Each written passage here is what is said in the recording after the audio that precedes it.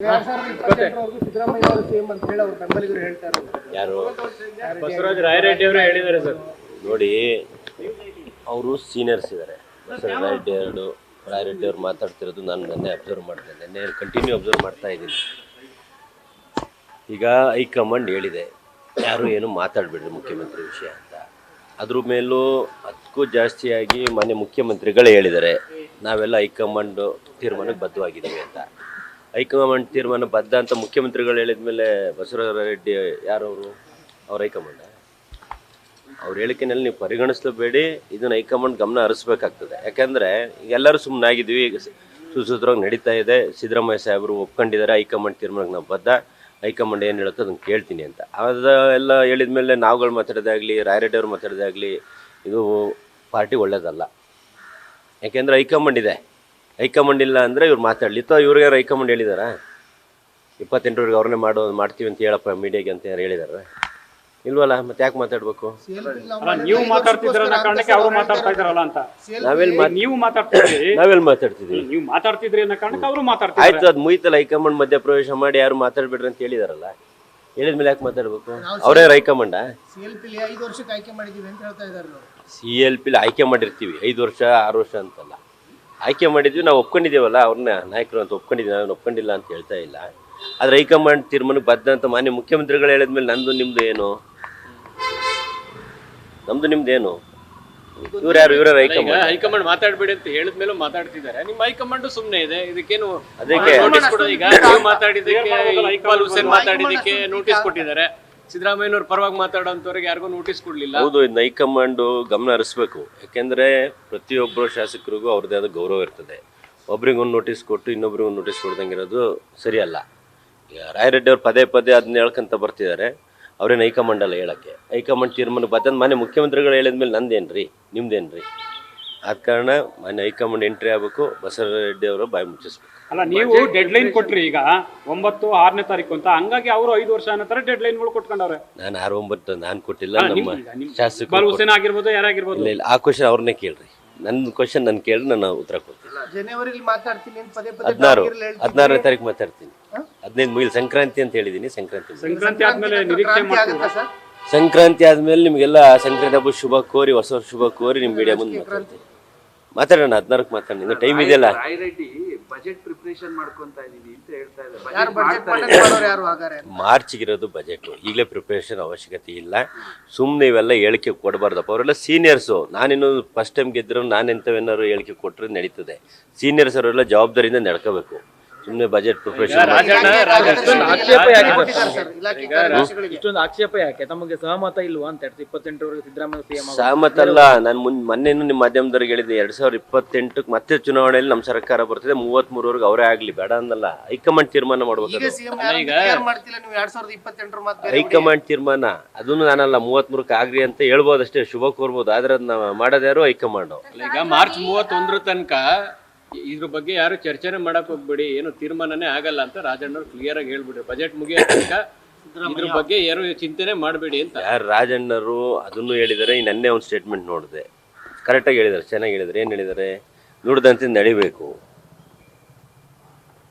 ನಂಗೆ ಯಾರು ಹೈಕಮಾಂಡ್ ಮಧ್ಯೆ ತೀರ್ಮಾನ ನನ್ನ ಇಲ್ಲ. ಅವತ್ತು ರಾಜಣ್ಣ ನನ್ನ ಮುಂದೆ ನಡೆದಿಲ್ಲ, ಹೈಕಮಾಂಡ್ ಮುಂದೆ ಆಗಿತ್ತು ಅಂದ್ರೆ ಅದಕ್ಕೆ ಸಿದ್ದರಾಮಯ್ಯ ನಡ್ಕೋಬೇಕು. ಈ ಥರ ಎಲ್ಲ ಹೇಳಿಕೆ ಕೊಡ್ತಾರೆ. ಅವನು ಕೌಂಟ್ ತಗೊಳ್ರಿ, ಇನ್ನೊಂದು ಯಾಕೆ ತಾಣ್ತೀರಿ? ಮಾರ್ಚ್ ಅವರು ಕೂಡ 30 ಡೆಡ್ ಲೈನ್ ಅವರು ಕೊಟ್ಟಿದ್ರು, ಅಲ್ಲಿವರೆಗೂ ಮಾತಾಡ್ಲೇಬೇಡಿ ಅಂತ ಹೇಳ್ತಾರೆ ಎಲ್ರಿಗೂ. ರಾಜಣ್ಣವ್ರು ಹೇಳ್ತಾರೆ ಎಲ್ರಿಗೂ ಮಾತಾಡ್ಬೇಡಿ, ನಾಯಕರಿಗೆ ಕೊಟ್ಟಿದೆ. ಆದ್ರೂ ಕೂಡ ಮಾರ್ಚ್ 31 ಮೇಲೆ ಅನ್ನೋ ತರದಲ್ಲಿ ಇದೆ ಅವ್ರದ್ದು. ಅದೇ ಹೇಳಂದಲ್ಲ, ರಾಜಣ್ಣರು ಹೈಕಮಾಂಡ್ ಅಲ್ಲ, ರಾಯರೆಡ್ಡಿಯವರು ಹೈಕಮಾಂಡ್ ಅಲ್ಲ, ಶಿವಗಂಗನ ಹೈಕಮಾಂಡ್ ಅಲ್ಲ. ನಮ್ಮ ಹೈಕಮಾಂಡ್ ಡೆಲ್ಲಿಲಿದೆ. ಅವ್ರು ಏನ್ ತೀರ್ಮಾನ ತಗೊಂತಾರೆ 33ರವರೆಗೆ ಇವರೇ ಇರ್ರಿ ಅಂತ ತೀರ್ಮಾನ ತಗೊಂಡ್ರು. ನಾವು ಇಷ್ಟೆಲ್ಲ ಗೊಂದಲ ಆಗಕ್ಕೆ ಸರ್, ಇಷ್ಟೆಲ್ಲ ಗೊಂದಲ ಆಗೋದಕ್ಕೆ ಏನ್ ಮಾತು ಕೊಟ್ಟಿದ್ರು ಗೊತ್ತಿಲ್ಲ. ಕೊಟ್ಟ ಮಾತು ನಡ್ಕೋಬೇಕು ಅಂದ್ರೆ ನಮ್ಮ ಪ್ರಕಾರ ಚುನಾವಣೆಯಲ್ಲಿ 5 ಪ್ರಣಾಳಿಕೆ ಹೇಳಿದ್ದೀನಿ ಆಲ್ರೆಡಿ. ಕೊಟ್ಟ ಮಾತನ್ನ ನಡ್ಕೊಂಡಿದ್ದಾರೆ ಮುಖ್ಯಮಂತ್ರಿಗಳು. ಅವ್ರನ್ನ ಕೊಟ್ಟ ಮಾತು ನಡ್ಕೊಳ್ಳೋದ್ರಲ್ಲಿ ಅವ್ರು ಯಾವತ್ತು ನುಡಿದಂತೆ ನಡೆಯ. ಸಿದ್ದರಾಮಯ್ಯ ಮಾತಾಡೋದಕ್ಕೂ, ರಾಜಣ್ಣವ್ರು ಮಾತಾಡೋದಕ್ಕೂ, ರಾಯರೆಡ್ಡಿ ಮಾತಾಡೋದು ಎಲ್ಲಾ ಗೊಂದಲಗಳಿಗೂ ನಿಮ್ಮ ಹೈಕಮಾಂಡೇ ಕಾರಣ. ಬೆಳಗಾವಿ ಅಧಿವೇಶನ ಆದ್ಮೇಲೆ ಕರೀತಾರೆ ಅನ್ನೋ ಒಂದು ನಿರೀಕ್ಷೆ ಇತ್ತು, ಇನ್ನೂ ಕೂಡ ಅದಾಗ್ಲಿಲ್ಲ. ಇಲ್ಲಿ ತನಕ ಅವ್ರು ಕರೀದೇ ಇರೋದಕ್ಕೆ ಈ ಗೊಂದಲಗಳು ಇನ್ನೂ ಜಾಸ್ತಿ ಆಗ್ತಾ ಇದೆ. ಎಲ್ಲೂ ಸಹ ಕರಿತೀವಿ ಅಂತ ಪಬ್ಲಿಕ್ ಅಲ್ಲಿ ಅವ್ರು ಹೇಳಿಲ್ಲ. ಯಾರೋ ಹೈಕಮಾಂಡ್ ಅವರು ಕರೀತಾರೆ, ಯಾವಾಗಾದ್ರು ಕರಿಬೋದು, ಏನಾದ್ರು ಹೇಳ್ಬೋದು. ಪಕ್ಷ ಸಂಘಟನೆ ವಿಚಾರಗಳಿದೆ. ಈಗ ನರೇಗಾದೊಂದು ಸಮಸ್ಯೆ ಆಗ್ತಾ ಇದೆ, ಮನರೇಗಾ ಅಂತೇಳಿ.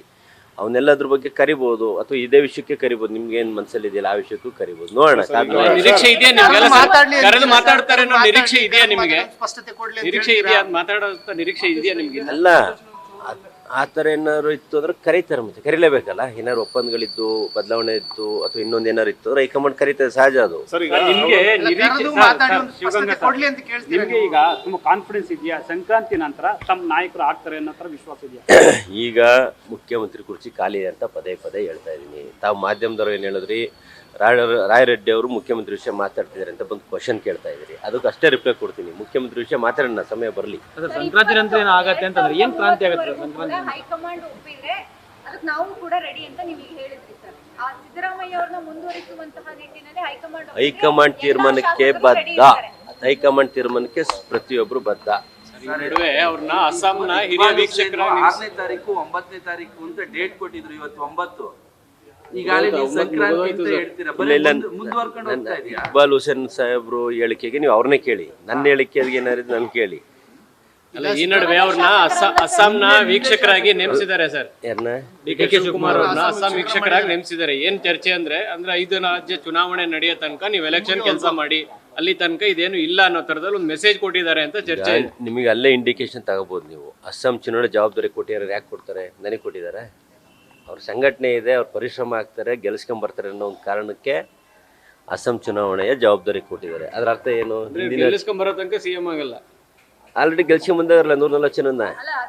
ಅಸ್ಸಾಂ ಜವಾಬ್ದಾರಿ ಹೇಳ್ತಾ ಇದ್ದೀನಿ. ಸರ್ ಈ ಕೂಲಿ ಅಸ್ಸಾಂ ಸಪ್ರೇಟು, ನಮ್ಮ ಬೇರೆ ರಾಜ್ಯದ ವಿಷಯ. ಆ ವಿಷಯ ಚುನಾವಣೆ ವಿಷಯವಾಗಿ ಹಾಕಿದ್ರೆ ಅದು ಸಪ್ರೇಟು, ಕರ್ನಾಟಕ ರಾಜಕೀಯನೇ ಸಪ್ರೇಟು.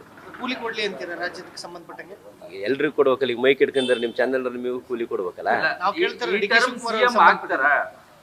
ಈ ಟರ್ಮ್ ಸಿಎಂ ಆಗ್ತಾರಾ ಡಿ.ಕೆ. ಶಿವಕುಮಾರ್ ಅವರು? ಹೈಕಮಾಂಡ್ ಮಾಡಿದ್ರೆ ಹಾಗೆ ಆಗ್ತದೆ. ಇನ್ನು 2.5 ವರ್ಷ ಇದೆ ಸರ್. ಭರವಸೆ ಇದೆ ಸರ್ ನಿಮ್ಗೆ ಹೈಕಮಾಂಡ್ ಸಿಎಂ ಆಗಿ ಮಾಡುತ್ತೆ ಡಿ.ಕೆ. ಶಿವಕುಮಾರ್ ಅವರಿಂದ ಅನ್ನುವಂತ ಭರವಸೆ ಇದೆ ತಮಗೆ? ಈಗ ಮುಖ್ಯಮಂತ್ರಿ ವಿಷಯ ಮಾತಾಡ್ಬೇಕು ಅಂದ್ರೆ ಖಾಲಿ ಇರ್ಬೇಕು ಕುರ್ಚಿ ಖಾಲಿದಾಗ ಯಾಕೆ ಮಾತಾಡೋದು? ಮತ್ತೆ ಯಾಕೆ ನೀವು ಸಂಕ್ರಾಂತಿ ನಂತರ ಆಗತ್ತೆ ಕ್ರಾಂತಿ ಈ ತರದೆಲ್ಲ ಹೇಳಿಕೆಗಳನ್ನು ಕೊಡ್ತಾರೆ? ಕ್ರಾಂತಿ ಅಂತ ಹೇಳಿಲ್ಲ, ಸಂಕ್ರಾಂತಿ ಮೇಲೆ ಮಾತಾಡ್ತೀನಿ ನಿಮ್ಮ ಮಾಧ್ಯಮದವರಿಗೆ ಅಂತ ಹೇಳಿ.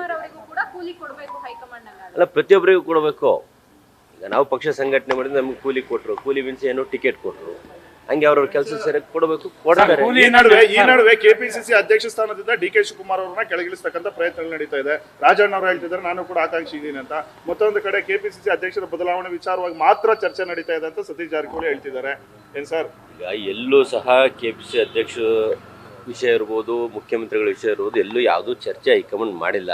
ನನಗೆ ಬೇಕಾ ನಾನು ಹೇಳಿಕೆ ಕೊಡ್ತೀನಿ, ನಿಮಗೆ ಬೇಕಾ ನೀವು ಹೇಳಿಕೆ ಕೊಡ್ತೀರಿ, ಬಿಟ್ಟರೆ ಎಲ್ಲೂ ಸಹ ಈ ಥರ ಬೆಳವಣಿಗೆಗಳು ಆಗಿಲ್ಲ. ಸರ್, ಈಗ ಕೂಲಿಯನ್ನ ನೆನಪಿಸೋದಕ್ಕೋಸ್ಕರ ನೀವು ಮತ್ತೆ ದೆಹಲಿ ಯಾತ್ರೆ ಮಾಡ್ತೀರಾ ಅಂತ?